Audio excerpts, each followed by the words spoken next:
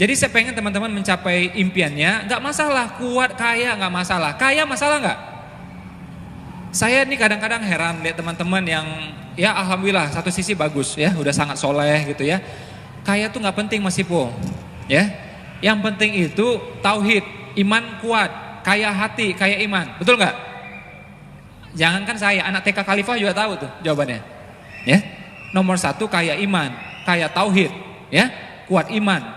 Ya, itu udah jelas, itu mutlak. Dia bilang lagi, karena sebenarnya kalau kita kuat imannya, pertolongan Allah bisa datang dari mana aja. Jadi nggak perlu kaya. Tahu nanti bantuan datang dari Timur Tengah.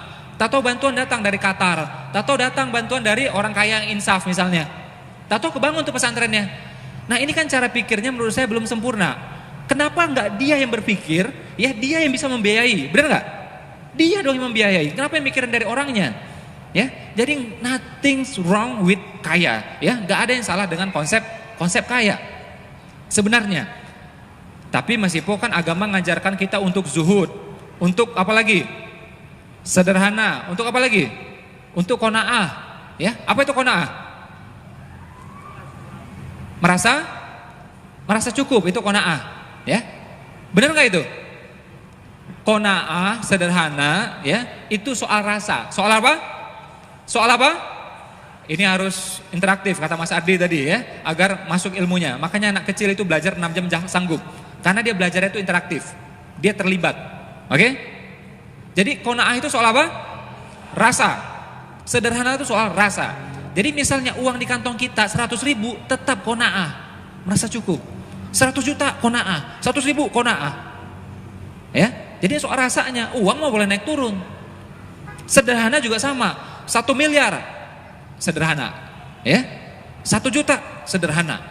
Naik lagi 20 miliar misalnya, tetap sederhana. 30 miliar tetap sederhana. Jadi hartanya boleh naik turun. Ini salah paham. Kita berpikir kalau mau qanaah, kalau mau sederhana, kalau mau zuhud itu mesti kere atau duitnya pas-pasan. Sekedar-sekedarnya aja. Ini yang salah kaprah. Definisi kaya yang saya sampaikan adalah apa? Produksi sebesar-besarnya. Produksi itu hasil, ya. Kinerja, bisnis, itu mesti sebesar-besarnya, ya. Produksi sebesar-besarnya, konsumsi sekedarnya. Nah, dipakai sekedarnya, distribusi seluas-luasnya, ya. Ada yang bilang, Mas Ipo, tapi banyak tuh orang kaya nggak bahagia, betul nggak? Banyak orang kaya nggak bahagia, lebih banyak lagi orang miskin nggak bahagia, tahu nggak? Udah susah nyusahin orang, ada nggak kayak gituan? Banyak. Ya, jadi nothing's wrong with kaya sebenarnya. Tapi masih lihat tuh di TV tuh banyak tuh orang kaya yang bercerai, banyak orang kaya yang berantem, ada orang kaya lagi yang berkasus, benar nggak? Orang kaya ini kemanapun dia pergi dia jadi sorotan, ya. Orang kaya ini benar nggak? Kemanapun dia pergi jadi sorotan, ya. Jadi makanya kalau dia bercerai diliput. Kalau orang miskin bercerai, ya biarin aja kayak gitu.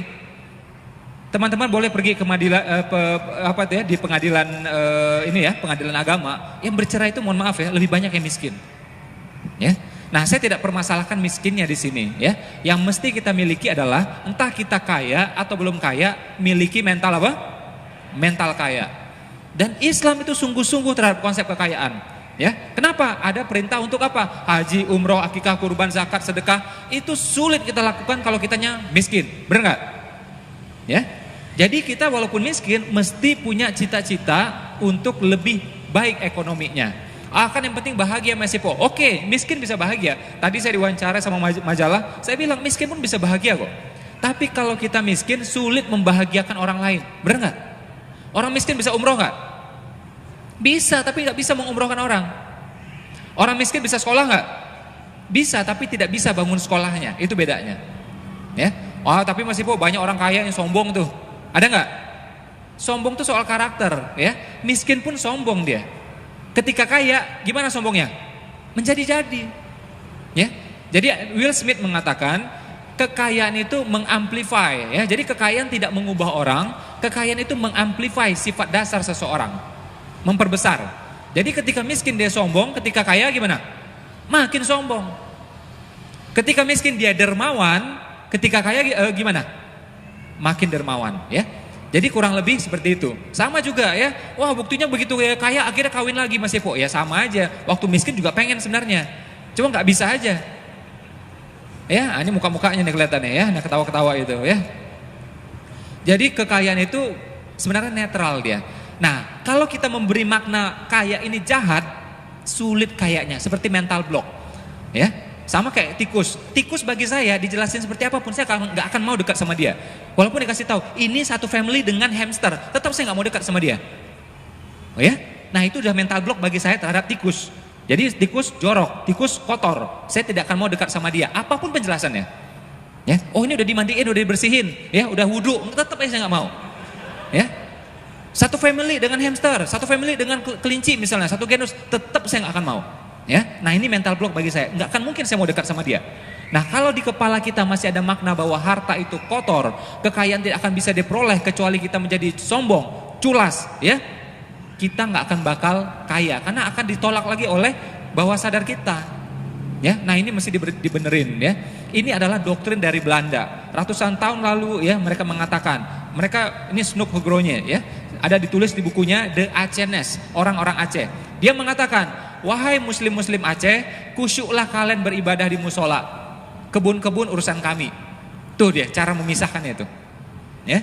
Nah, ini masih banyak ketanam di kepala-kepala kita. Saya bilang ya, andai kata umat Islam sekarang ini ya, kuat imannya, kuat hartanya, itu Israel main petasan aja nggak akan berani dia. Kita kedip, langsung berhenti dia itu, ya, beneran, ya. Kita nggak usah ngomong, nggak usah demo, ngapain demo kayak gituan. 1 juta orang miskin demo nggak bakal didengar. Yahudi jumlahnya berapa? 14 juta coba. Muslim berapa? Hampir 2 miliar. Kenapa 2 miliar ini nggak didengerin? Karena nggak punya kekuatan ekonomi, ya, nggak punya kekuatan ekonomi. Berapa waktu yang lalu teman-teman tahu apa? Itu salah satu investor terbesar di dunia Yahudi datang ke Indonesia.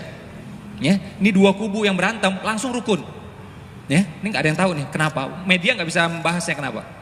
Ya, langsung rukun tuh yang 2 kubu nih, langsung rukun. Pas dia pulang rukun dua-duanya. Kenapa? Ya, dia bilang investasi dia di Indonesia ini belasan miliar dolar, ya, tersebar di 2 kubu ini. Dan sekian bulan mandek. Ya, gara-gara berantem nih. Ya, dia bilang kalau nggak bisa rukun juga, ekonomi nggak bergerak juga, mau pindahin uangnya. Langsung rukun dua-duanya. Ya, langsung rukun dua-duanya. Ini yang ngomong saya bukan ini, bosnya media nih yang ngomong kabar ini nih. Ya, nah kita mungkin berpikir nih ironi, tapi coba berpikir dalam perspektif lainnya, bagaimana uang itu bisa mengatur semuanya.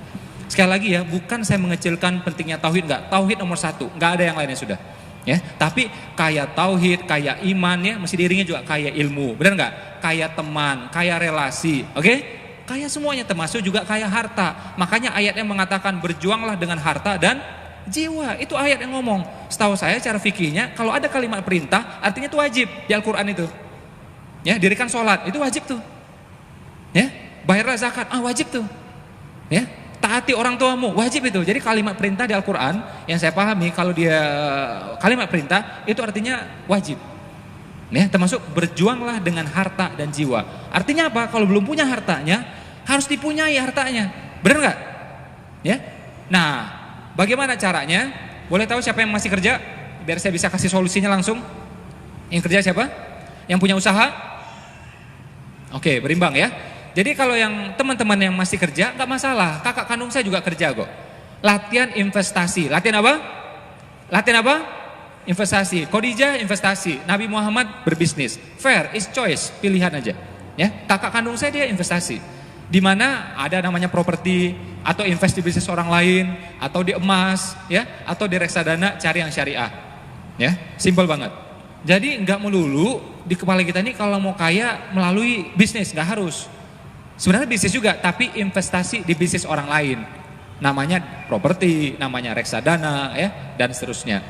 Ya, makanya Umar bin Khattab mengatakan, ya, wahai pekerja, jangan habiskan semua upahmu. Sebagian belikan ladang, sebagian belikan kambing. Apa itu ladang? Properti.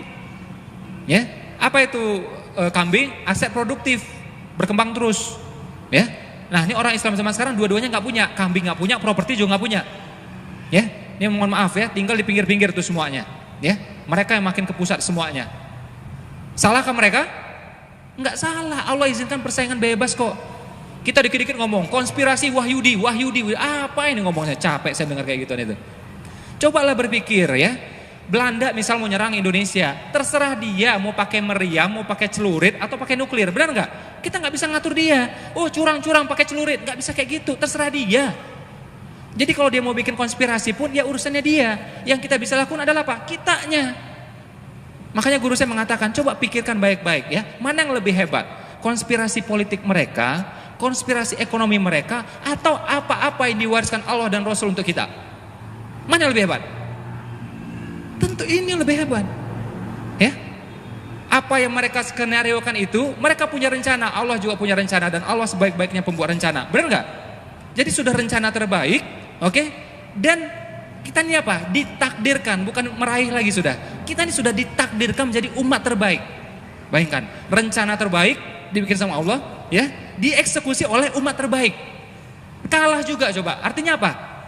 Yang goblok siapa coba? Yang eksekutornya ini. Jadi kita belum memantaskan diri sebagai itu, umat terbaiknya itu.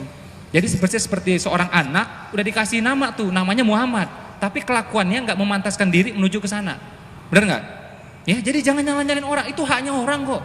Ya, saya juga berpikir entah benar konspirasi entah tidak. Andai kata benar pun kita nggak bisa kontrol dia. Nggak boleh, nggak bisa.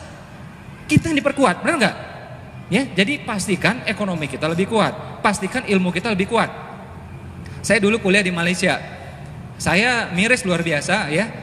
Orang Indonesia, orang Malaysia itu kalau dari segi kecerdasan, dari segi IPK selalu kalah sama yang lain. Ya, selalu kalah sama yang lain. Saya pergi ke Korea, saya pergi ke Jepang, ya. Saya pikir ya udahlah, mungkin kita kecerdasan kalah gitu ya, mungkin karena makannya nasi gitu ya. Banyak makan roti canai gitu ya. Nah lauknya juga tiap ini kambing semua gitu ya. Mungkin agak lemot sedikit. Mungkin akhlak lebih santun lah gitu saya pikir ya orang Indonesia itu. Enggak juga itu. Ya. Nih ya, coba pergi ke Jepang. Ini klakson-klakson kayak gini enggak ada di sana. Ya, klakson din tiap sebentar enggak ada itu. Kalau mereka klakson berarti artinya ya hati-hati ini bakal bahaya beneran. Bakal celaka beneran. Baru mereka klakson. Nah kita lihat tiap sebentar nih kayak pasar malam. Ya, sabarnya nggak ada, santunnya nggak ada, tek seperti itu. Mungkin itu lalu lintas doang lah, mungkin kebersihan masih benang lah, jangan ditanya. Ya, masuk saya ke kampus di sana, saya tampil di kampus di Jepang sana di Osaka. Ya, itu datang orang sana masuk toilet, ya bersihkan mukanya di wastafel, ada kain di sana, ya tanpa ada yang nyuruh, tanpa ada kamera, tanpa ada hukuman. Apa yang mereka lakukan? Kesadaran sendiri, selesai cuci muka langsung dilap. Selesai cuci muka langsung dilap, ganti orang lain ngelap sendiri, nggak ada yang merintah. Oke? Heran saya, yang nggak bersihin itu cuma satu. Siapa itu? Ya saya, karena nggak ngerti saya. Ya, saya nggak ngerti soalnya. Ya, oh rupanya kayak gitu ya, sampai seperti itu. Jadi makanya jangan heran kita dari segala sisi kalah. Adabnya kayak gitu, kebersihannya kayak gitu, ilmu ya kayak gitu. Oke, harta ya kayak gitu. Jangan heran kalah. Ya. Jadi daripada kita ya menyalah-nyalahkan keluar, coba introspeksi diri kita. Dari segi keluarga, tadi Bu Eli udah bahas seperti apa. Kita ini kadang-kadang sok-sok liberal, lebih liberal ya daripada orang liberal beneran. Di Amerika sekalipun beli miras pakai KTP, tau nggak? Oke, kalau di bawah umur nggak bisa beli, walaupun banyak uang ya bawa uang sebanyak apapun, nggak bisa. Dan andai kata beli pun dibungkus pakai kertas yang coklat, orang lain nggak bisa lihat. Ya, sampai seperti itu. Kita coba. Lebih parah daripada Amerika beneran, bener nggak? Anak SMP sekalipun punya duit 20.000, dia beli tuh miras, dia bisa minum di depannya langsung, ya. Bahkan disediakan tempatnya sama yang jual bahkan, ya. Korea kita lihat parah gitu ya. Korea kita lihat parah itu. Gimana pun bagi orang Korea prostitusi adalah ilegal bagi orang Korea. Andai kata ada pun sembunyi-sembunyi itu, oke? Kita bisa ada tuh tengah kota juga banyak dan legal. Kalau kita mau gusur nggak bisa, sampai seperti itu, ya. Makanya Allah cabut itu ya, umat terbaik itu tuh ya, wibawa umat terbaik itu Allah cabut semuanya. Makanya kita mutar-mutar semua seperti ini. Nah kalau kita ngomong Indonesia kan berat, ngomong dunia juga berat. Apa yang bisa kita lakukan sekarang? Mulai dari diri kita, mulai dari keluarga kita, ya, mulai bisnisnya, mulai investasinya, itu aja. Apa yang bisa kita kendalikan? Kita nggak bisa kendalikan dunia kok, ya. Mulai aja apa yang bisa. Saya ketika Nabi Muhammad dihina, saya marah nggak? Ya marah. Muslim mana nggak marah coba? Tapi apa yang saya bisa lakukan? Konkret bermanfaat. Oke? Boleh marah sekian menit. Habis itu lakukan sesuatu.